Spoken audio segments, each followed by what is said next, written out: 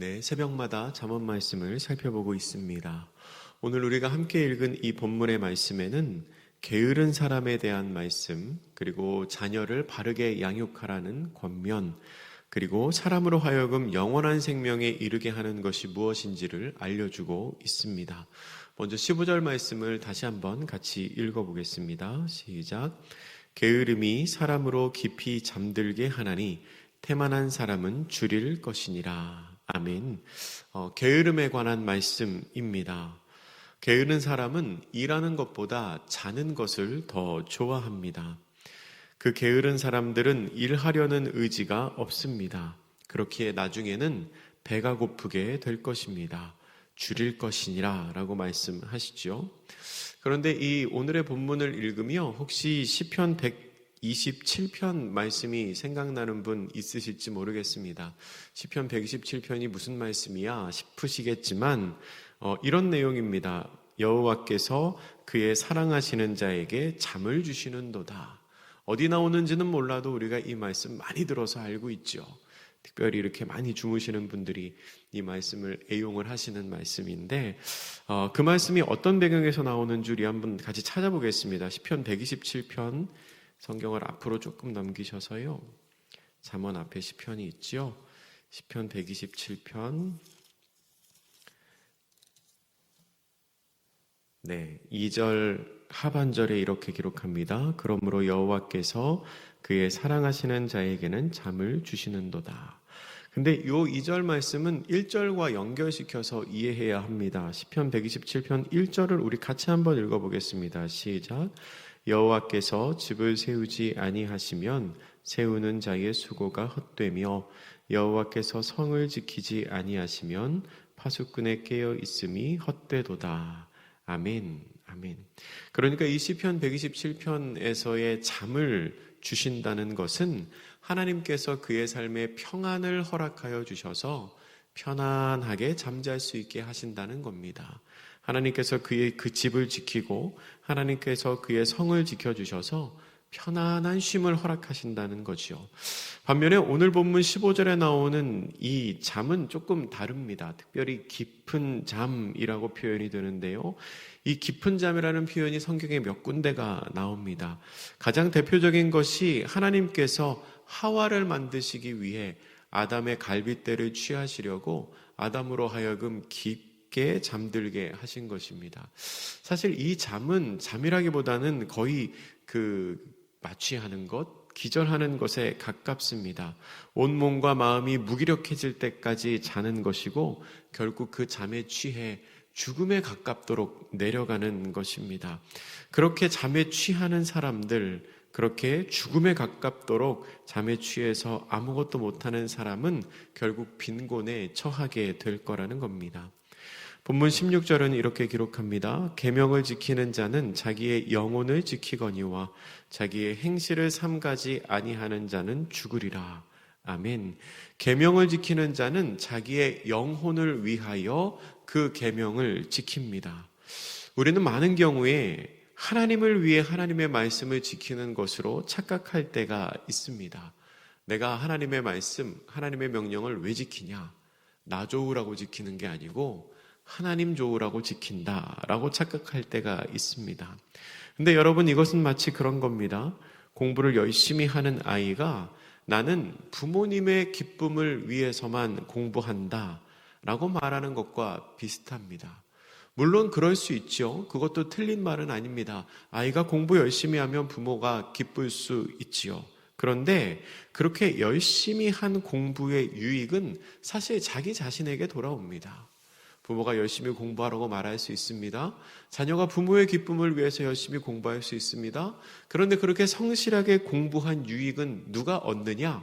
그 열매는 본인이 얻습니다. 여러분, 우리는 하나님께서 우리에게 명령하신 그 계명을 지키지만 사실 하나님을 위해서 하나님의 계명을 지키는 게 아닙니다.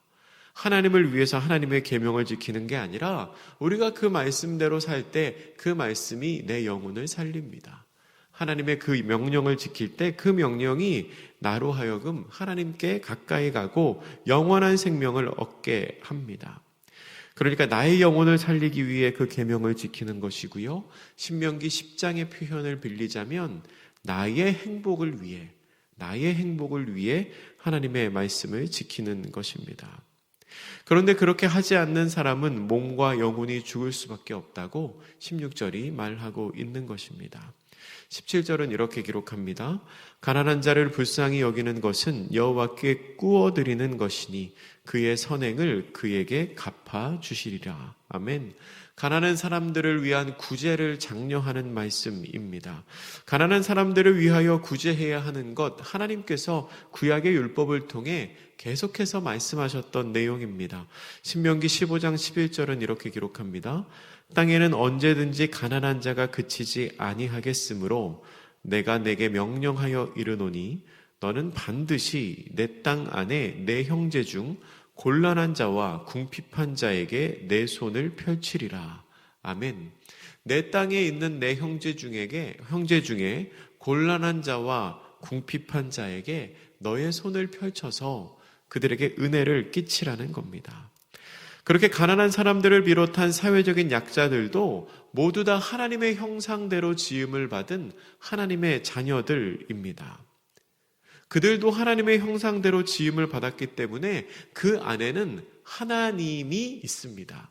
그러니까 하나님의 형상대로 지음을 받았기 때문에 하나님의 성품이, 하나님의 인격이, 또한 하나님을 사랑하는 마음이 그 안에 있다는 거죠. 그렇기 때문에 그 사람들을 돕는 것은 곧 그의 마음에 품은 그의 안에 있는 하나님을 돕는 일이 된다는 것입니다.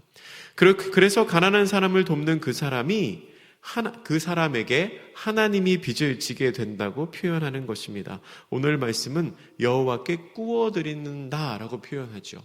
그 안에 있는 하나님께, 그가 사랑하는 하나님께 그가 은혜를 베풀 때 하나님께 꾸어준다는 겁니다. 그리고 하나님께서 그 선행을 반드시 갚으실 것입니다. 그 은혜를 체험하는 가난한 사람은 비록 손이 궁핍해서 갚을 게 없을지 몰라도 그 안에 계신 하나님이, 그가 사랑하는 하나님이 그 은혜를, 그 사랑을 반드시 갚아주실 거라는 겁니다. 18절부터 20절까지의 말씀은 자녀 교육에 관한 말씀입니다. 먼저 18절 말씀 우리 같이 읽겠습니다. 시작. 내가 내 아들에게 희망이 있은즉 그를 징계하되 죽일 마음은 두지 말지니라. 아멘. 자녀에게 희망이 있다면 그를 가르쳐야 한다는 것입니다. 희망이 있은즉, 이 말은 그에게 희망을 둔다면, 그에게 희망이 있다면 이라고 해석할 수 있습니다. 그에게 희망이 있다면 그를 징계해야 됩니다. 그냥 무작정 벌하라는 게 아니고요, 권면하고 훈계해야 한다는 겁니다. 그런데 중요한 건 그 권면과 훈계가 감정적으로 흘러가서는 안 됩니다. 오늘 본문에는 굉장히 좀 무서운 말로 표현되어 있죠. 죽을 마음은 두지 말아라, 죽을 마음은 품지 말아라 라고 되어 있는데, 감정적으로 체벌을 하거나 감정적으로 그 아이를 대하지 말라는 겁니다. 근데 저도 이제 어리지만 아이를 키우고 있고 한데, 이렇게 훈육을 하다 보면 부모도 사람인지라 자기 생각대로 되지 않으면, 자기 말대로 잘 따르지 않으면 이 냉정함을 잃을 때가 있습니다. 얘 왜 말 안 듣지? 왜 이렇게 안 하지? 내 말을 무시하나? 하는 생각에 말을 하면서 자꾸 독해질 때가 있습니다. 목소리가 더 커지고요, 더 세게 막 혼내고 감정이 올라올 때가 있습니다. 근데 오늘 말씀은 그렇게 해서는 안 된다는 겁니다. 죽일 마음을 두지 말지니라, 이 말을 제 말로 바꾸면 그 훈육에 경계를 두라는 말씀으로 해석할 수 있을 것 같습니다.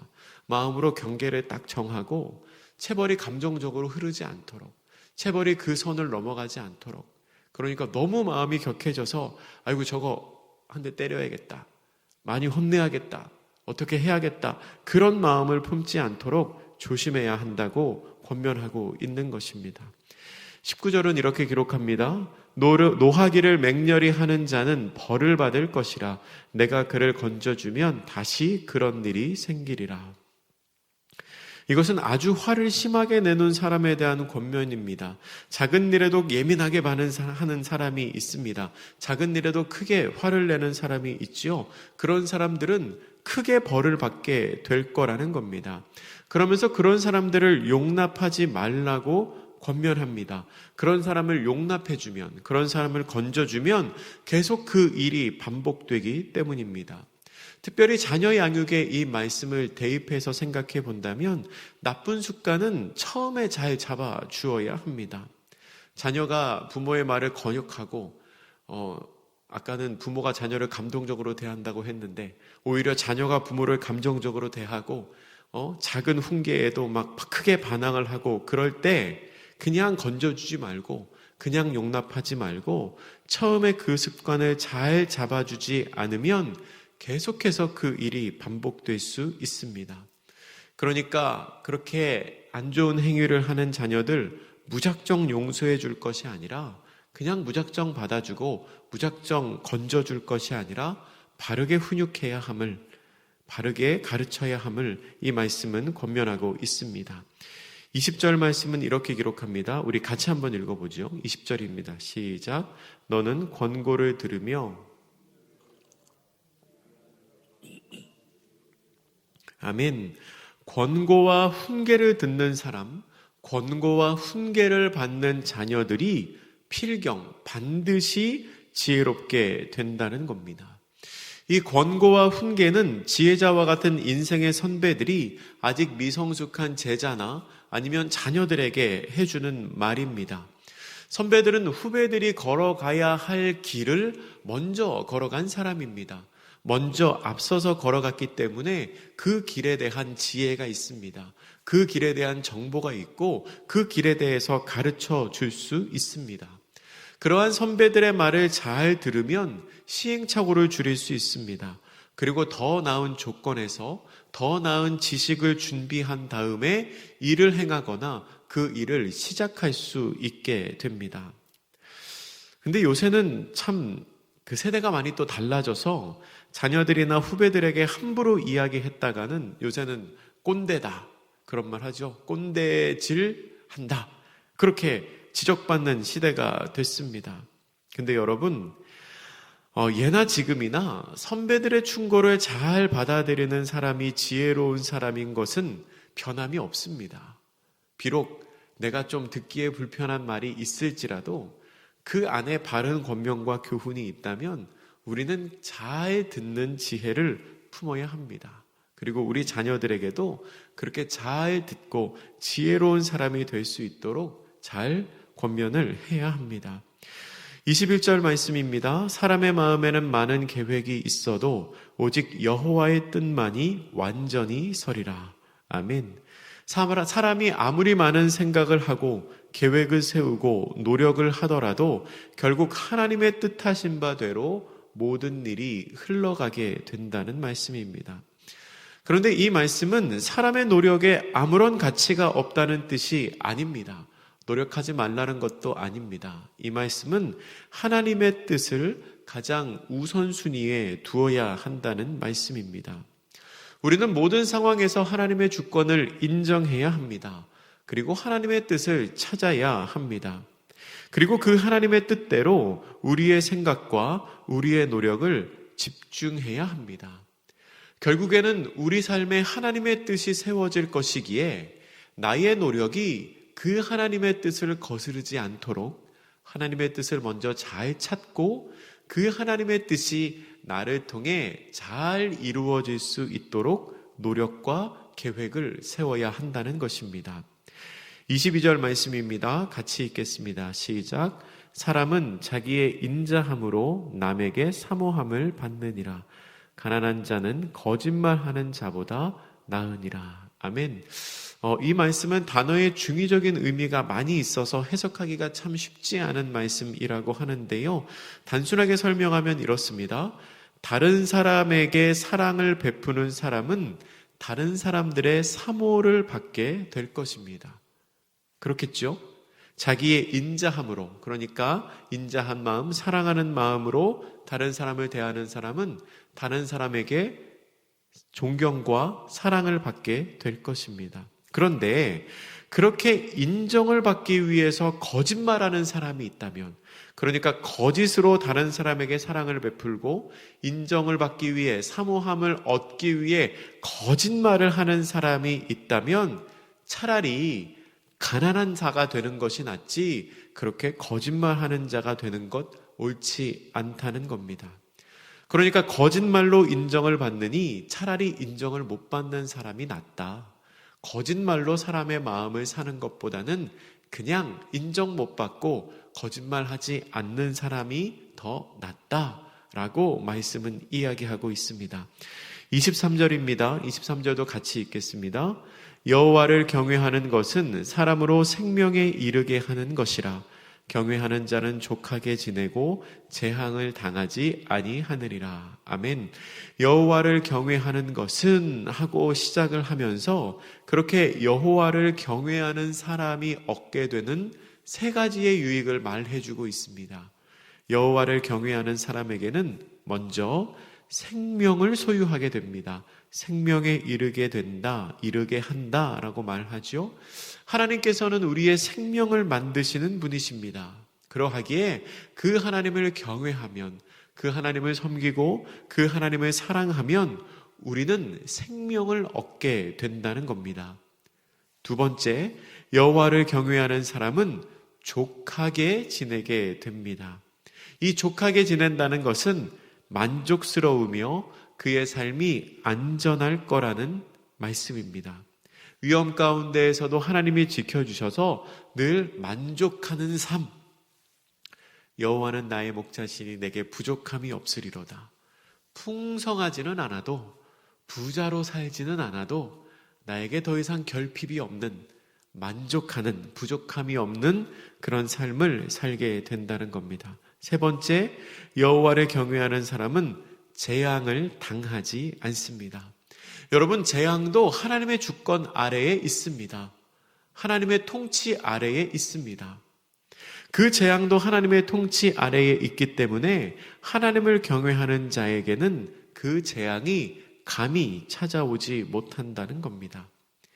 계속해서 24절부터 26절까지의 말씀, 우리 세 절의 말씀을 같이 붙여서 함께 읽어보겠습니다. 시작. 게으른 자는 자기의 손을 그릇에 넣고서도 입으로 올리기를 괴로워하느니라. 거만한 자를 때리라. 그리하면 어리석은 자도 지혜를 얻으리라. 명철한 자를 견책하라. 그리하면 그가 지식을 얻으리라. 아비를 구박하고 어미를 쫓아내는 자는 부끄러움을 끼치며 능욕을 부르는 자식이니라. 아멘. 이 세 말씀은 게으른 자, 그리고 거만한 자, 그리고 불효하는 자에 대해서 말하고 있습니다. 게으른 사람은 음식을 구하려고 하는 노력을 하지 않습니다. 자기의 손을 그릇에 넣고서도 입으로 올리기를 괴로워해서 음식을 안 먹습니다. 참 어떻게 보면 웃음이 나오는 그런 비유이지요. 그러니까 기회가 있어도 그 기회를 전혀 활용하지 못하는 겁니다. 최소한의 노력도 하지 않으려는 겁니다.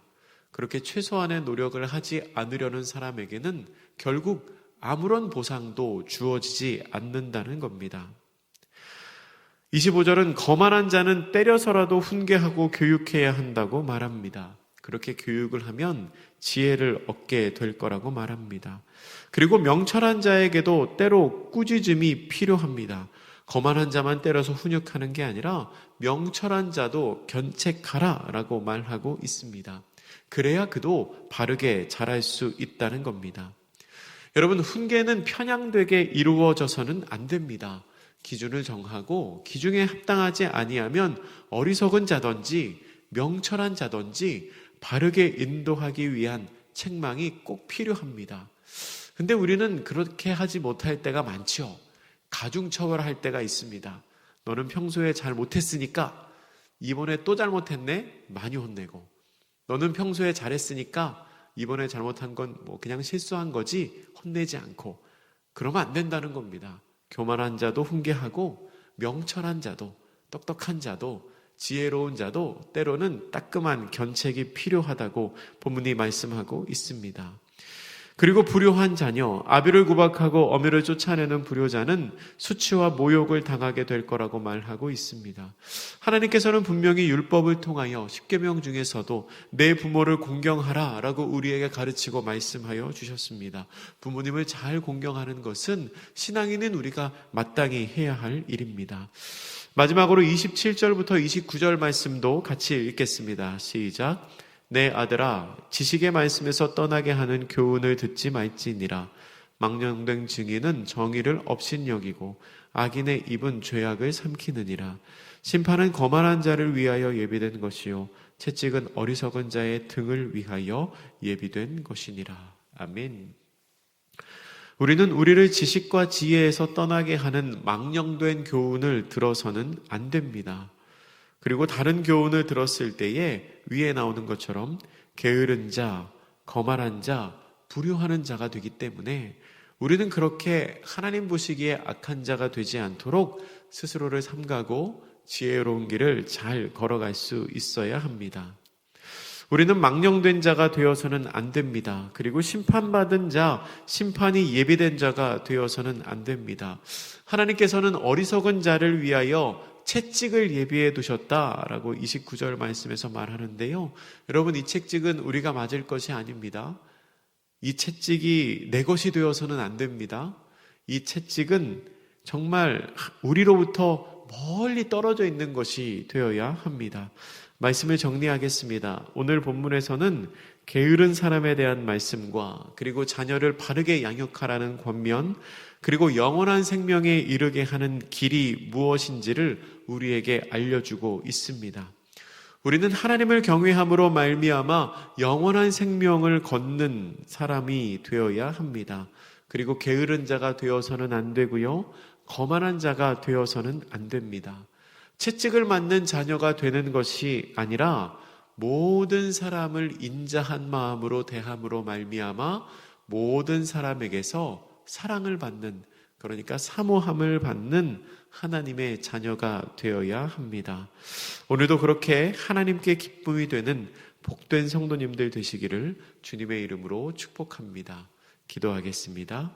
사랑의 하나님, 이 새벽에도 우리를 깨우셔서 예배하게 하시고 주의 말씀을 듣게 하시니 감사합니다. 이 시간 하나님을 예배하게 하신 것처럼 우리의 삶의 평생을 통하여 하나님의 기쁨이 되는 저희들이 되게 하여 주시옵소서. 게으른 자가 되지 않게 하시고 거만한 자가 되지 않게 하시고 채찍이 예비된 자가 되지 않게 하시며 오직 우리로 하나님과 사람들에게 사랑을 받는 기쁨이 되는 사람들 될 수 있도록 주님 오늘도 우리와 함께 하여 주시옵소서. 감사드리며 예수님의 이름으로 기도드립니다. 아멘.